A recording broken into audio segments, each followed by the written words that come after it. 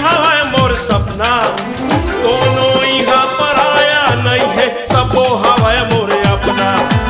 कोनो यहाँ पराया नहीं है, सबो हवा मोर अपना। गढ़ गढ़ के बना हूँ छत्तीसगढ़ ला,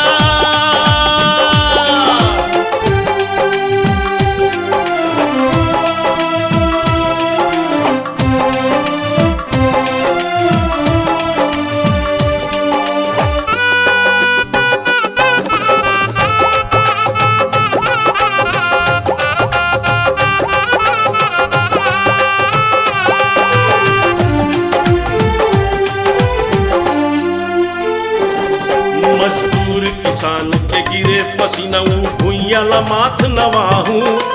धूप लगे जनता ले जब जब छाव बन के मैं आहूं।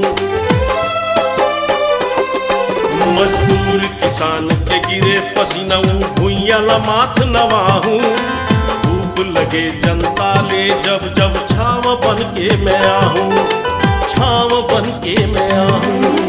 राम राज कैसन होखे जी, राम राज कैसन होखे छत्तीसगढ़ मां दर्शन कराहूं। छत्तीसगढ़ मां दर्शन कराहूं। कोनो यहाँ पराया नहीं है, सबो हवा मोर अपना।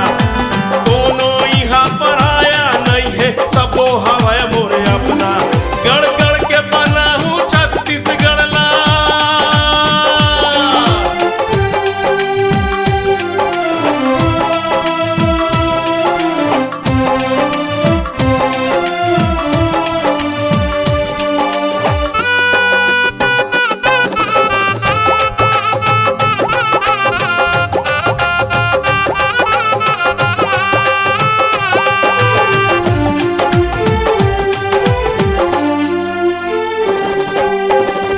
कदम बढ़े जनता के 4 कदम में बढ़ा हूँ।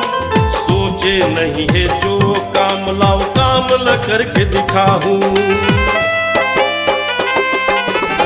एक कदम बढ़े जनता के 4 कदम में बढ़ा हूँ। सोचे नहीं है जो काम लाओ काम ल करके दिखाऊं। वो काम ल करके दिखाऊं। छत्तीसगढ़ के आस